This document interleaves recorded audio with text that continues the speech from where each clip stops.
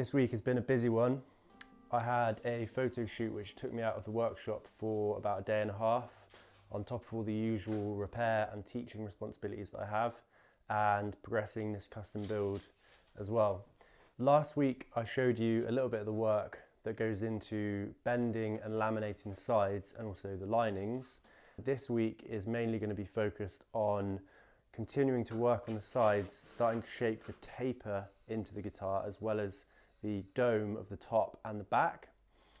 With that being done, I'm also going to continue working on the blocks, the neck and tail block, and there's a little cutaway block to make, moving towards gluing all of those blocks in place, which essentially joins the rim set together. Making guitars is fun, but it's not always an easy ride. It does often present challenges, no exceptions this week. I had a few challenges making the neck block, and I'm going to give you a little bit of an insight into what happened there. So stick around for that. Let's get into it.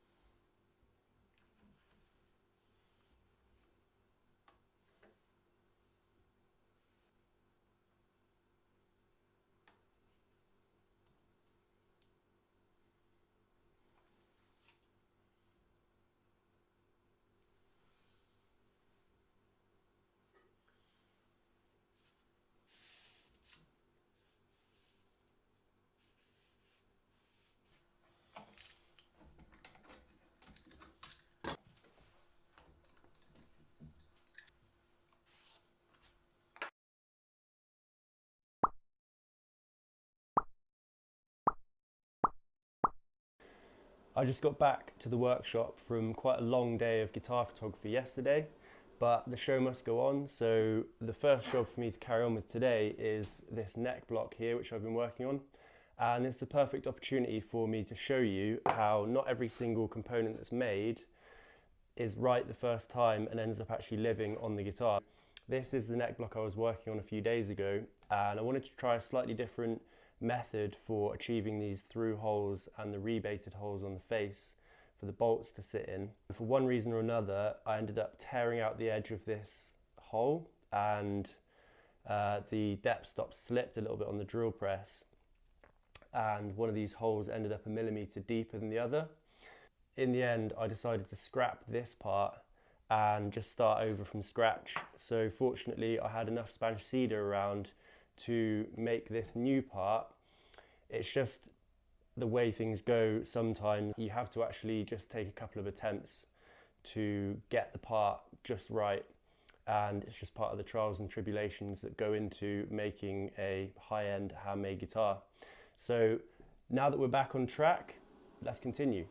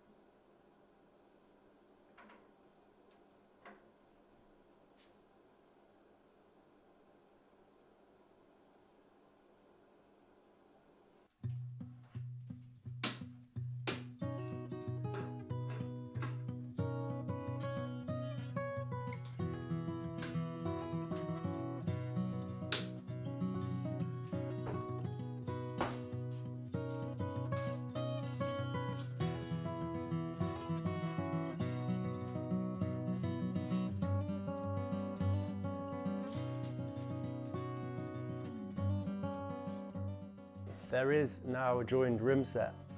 I have shaped the taper into the guitar.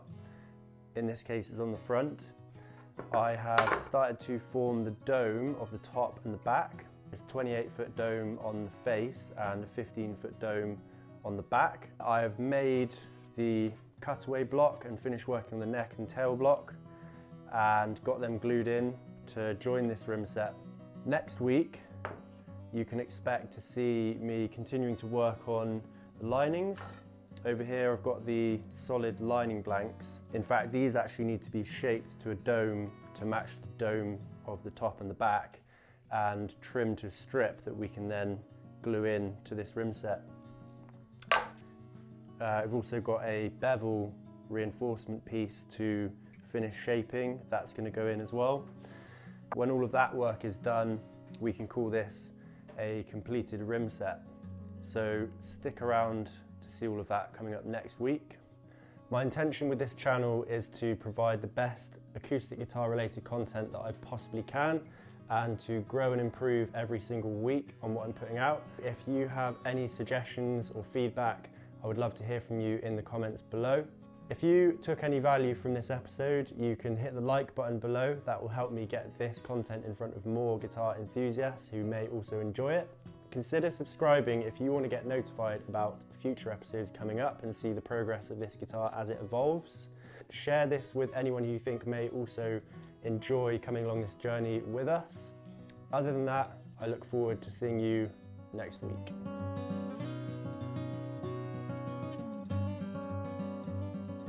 That will help me get this content in front of more